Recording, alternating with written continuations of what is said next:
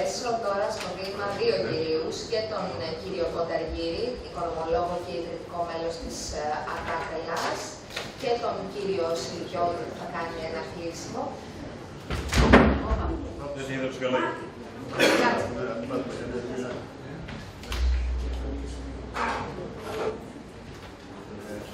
Μάλιστα. Ευχαριστώ πάρα πολύ εκ μέρους του ΑΤΑΚ για την πρόσκληση εδώ πέρα. Την παρουσίαση θα την κάνω όσο συντονίζεται και με την βοήθεια του φίλου μου και μέλος του ΑΤΑΚ, κ. Wayne, που είναι και αυτός ειδικός μέλος και πιο ειδικός ακόμα από μένα στα θέματα του TTIP. Σχετικά με το κίνημα ATTAC, είναι, όπως είπατε, ένα κίνημα πολιτών το οποίο είναι διεθνής εμβέλειας, αλλά είναι ιδιαίτερα ευρωπαϊκής και με μια ιδιαίτερη παρουσία στη Γαλλία όπου ξεκίνησε και στη Γερμανία όπου σήμερα είναι ιδιαίτερα ισχυρό. Απλώς πριν πάω στο ιδιαίτερο θέμα του TTIP, νομίζω ότι οι 5 κυριότεροι στόχοι του ATTAC σαν κίνημα είναι αρκετά συναφή με όσα συζητήθηκαν μέχρι τώρα και έχουν σχέση με αυτό το πρόβλημα που αντιμετωπίζουμε σήμερα του ευρωσκεπτικισμού στην Ευρώπη. Η ATTAC είναι κίνημα το οποίο θέλει να είναι ευρωπαϊκό, το οποίο όμως θεωρεί ότι υπάρχουν πράγματα τα οποία πρέπει να αλλάξουν στην Ευρώπη αν η Ευρώπη δεν πάει προς τη διάλυσή της, όπως δυστυχώς ορισμένα συμβάντα μας κάνουν να πιστεύουμε σήμερα.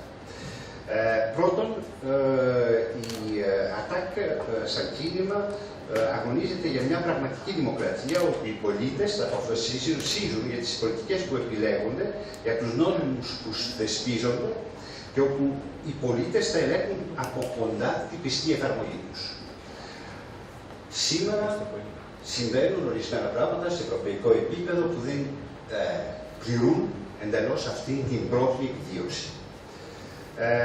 Επίσης, το κίνημα αποσκοπεί σε πολιτικές που θα υπερασπίζονται το κοινό συμφέρον και τους αδύναμους εναντίον των δυνατών, που αποτελούν σήμερα από ένα σύστημα που προσπαθεί να υποδουλώσει λιγάκι αρκετά τους πάντες και τα πάντα στις αγορές, στην πίστη των αγορών.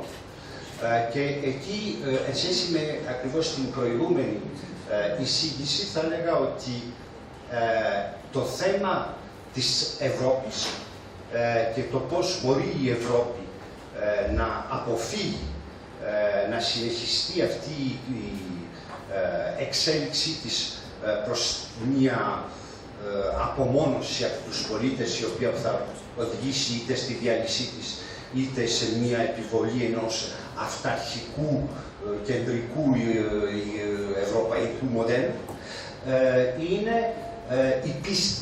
Η πίστη, δυστυχώς, αυτή τη στιγμή είναι η πίστη των αγορών. Μιλάμε για την πίστοση, μιλάμε για πιστώσεις, μιλάμε για πιστωτικό σύστημα και έχουμε ξεχάσει ότι μια κοινωνία στηρίζεται σε κάποιες αρχές και στην πίστη σε αυτών που συμμετέχουν σε αυτή την κοινωνία, ότι αυτές οι αρχές είναι κοινές και αποτελούν το κοινό συμφέρον.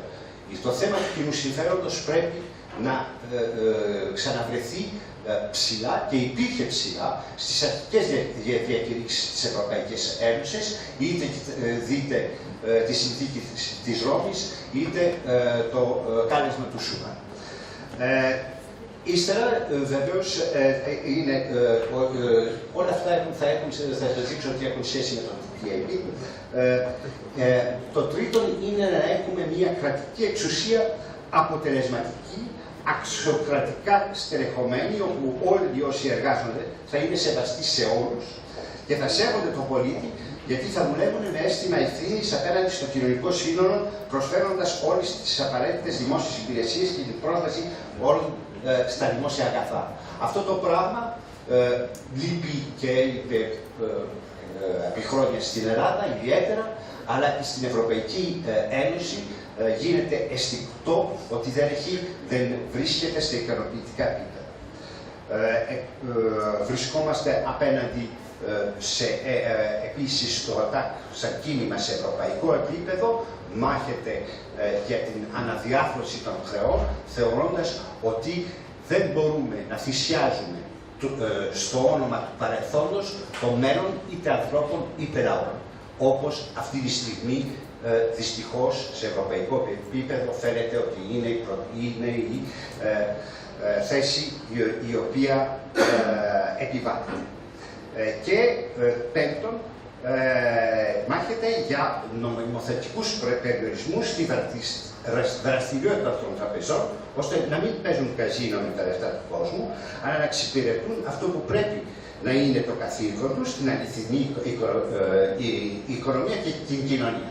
Τώρα βεβαίως έχω ακριβώς απέναντί μου ένα παράδειγμα πώς οι τράπεζες μπορούν σε ορισμένες περιπτώσεις να το παίξουν. Αλλά δυστυχώς γνωρίζουμε και πάρα πολλά άλλα παραδείγματα όπου τα κυρίαρχα παραδείγματα σε ευρωπαϊκό επίπεδο δεν είναι ακριβώς αυτά. Και φτάνω, είναι ακριβώς γιατί είναι αυτοί οι 5 κυρίαρχοι λόγοι για τους οποίους μάχεται το ΑΤΑΚ και επεμβαίνει στην πολιτική ζωή με διάφορους τρόπους, σε κινηματικό επίπεδο, που το TTIP, αυτή η διακλαδική συμφωνία, η οποία αυτή τη στιγμή επεξεργάζεται μεταξύ Ευρώπης και Ηνωμένων Πολιτειών, δημιουργεί τόσο μεγάλο πρόβλημα και το ΑΤΑΚ πρωτοστάτησε στην ενημέρωση της κοινής γνώμης, κυρίως στη Γαλλία και στη Γερμανία, και κατόπιν αυτών των εκστρατιών έχουν δημιουργηθεί διάφορες αντιδράσεις που θα σας πω πολύ γρήγορα, ίσως θα σας πει ο Wade πολύ περισσότερο, σε παρακολουθεί πιο κοντά. Λοιπόν, πράγματι, αν το TTIP όπως προτείνεται να λειτουργήσει, ήδη λειτουργεί η διαπραγμάτευσή του, τι βλέπουμε είναι ότι οι πολίτες δεν αποφασίζουν για τις πολιτικές που επιλέγονται, οι διαπραγματεύσεις γίνονται εντός και κλεισμένων των θυρών, οι διάφορες κινητοποιήσεις επέτρεψαν να ανοιχτεί μια αίθουσα στο Ευρωκοινοβούλιο που μπορούν για 5-10 λεπτά να πάνε οι ευρωβουλευτές, και αφού έδειξαν ότι δεν θα βγάλουν καμία πληροφορία από εκεί μέσα, να ρίξουν μια ματιά στο τι γίνεται, αλλά χωρίς κανένα δικαίωμα να δημοσιοποιήσουν οποιαδήποτε από τα στοιχεία που βλέπουν, και συζητείται εκεί μέσα ότι νομοθεσία ή κανόνες έχουν θεσπιστεί από όργανα τα οποία είναι εκλεγμένα να μπορούν εύκολα να καταπολεμηθούν και να ακυρωθούν με την προσφυγή μεγάλων πολυεθνικών εταιριών, οι οποίες δεν τους βολεύει ο φόρος που έχει βάλει ένα κράτος, δεν τους βολεύει ένας κανονισμός που έχει βάλει ένα κράτος για την δημόσια υγεία, να μπορέσουν να το καταπολεμήσουν με βάση απλά την αρχή ότι υπάρχει ένα άλλο κράτος στον κόσμο το οποίο έχει μία νομοθεσία ή έχει κανονισμούς που είναι πολύ πιο ελαστικοί και επιτρέπουν διάφορα πράγματα. Οπότε αυτό που δημιουργεί σαν πρόβλημα το TTIP, το κυρίως πρόβλημα, είναι αυτή η προσφυγή που θα μπορέσουν να έχουν οι πολυεθνικές. Οι επιπτώσεις είναι πάρα πολλές. Αφορούν την υγεία, όπου τροφές που απαγορεύονται θα επιτραπούν, είναι τα μεταλλαγμένα, αλλά είναι και διάφορα άλλα. Και είναι επίσης και είχαμε μια παρουσίαση για τα ελληνικά τρόφιμα είναι όλα τα προστατευμένης προέλευσης τρόφιμα, τα οποία δεν θα έχουν πια το ίδιο καθεστώς και δεν θα ενισχύεται η προώθησή τους. Στο περιβάλλον, όπου έχουμε διάφορες πρακτικές σε διάφορα επίπεδα, το fracking που είναι μια μέθοδος εξόρυξης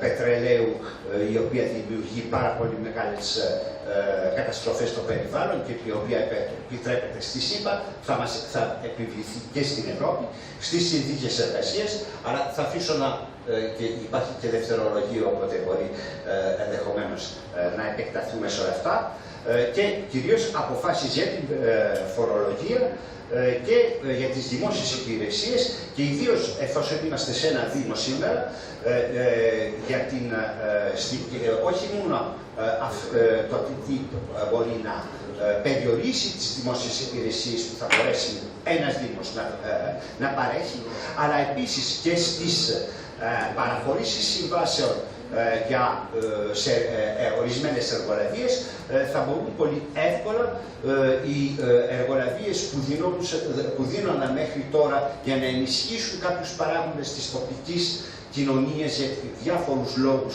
που ήταν απαραίτητοι και όχι οι κακοί λόγοι που συχνά συμβαίνουν στην ελληνική κοινωνία, αλλά οι καλοί λόγοι που είναι να έχεις ορισμένες επιχειρήσεις οι οποίες να μπορέσουν να συνεχίσουν να στέκονται στα πόδια τους στην περιοχή σου, θα μπορούν να προσβάλλονται σε διάφορα δικαστήρια. Όποτε, για να απέναντι σε αυτό, αντιστέκονται πολλοί θέλεις να μιλήσεις για αυτούς που αντιστέκονται, τα κράτη. Πριν από αυτό, θα ήθελα να κάνω μια ερώτηση. Ναι, οκ. Μια ερώτηση. Τι θα λέγεται είναι η στάση της ΑΤΑΚ απέναντι στο Brexit. Βλέπουμε... Ναι. Μιλήσουμε μόνο για την TTIP. Στο ζήτημα του TTIP, η δική μου απασχόληση με αυτό το θέμα έχει σχέση με τους δήμους ελεύθερους από την TTIP. Έχω συμμετάσχει από την αρχή σε αυτή την κινητοποίηση εδώ στην Ελλάδα. Φυσικά άργησε πολύ να έρθει στην Ελλάδα. Είναι εκατοντάδες οι δήμοι στην Δυτική Ευρώπη και στην Βόρεια Ευρώπη που έχουν μπει σε αυτό το δίκτυο. Στην Έγινα είχα κάποιες ελπίδες ότι θα είμαστε οι πρώτοι στην Ελλάδα, αλλά υπήρχε κάποια καθυστέρηση και μπήκαμε προχθές όμως, μια εβδομάδα πριν, το Δημοτικό Συμβούλιο της Έγινας αποφάσισε ότι η Έγινα θα μπει ως 25ο Δήμο της Ελλάδας μέσα σε αυτό το δίκτυο. Βλέπω αυτό το δίκτυο ως ενδυνάμει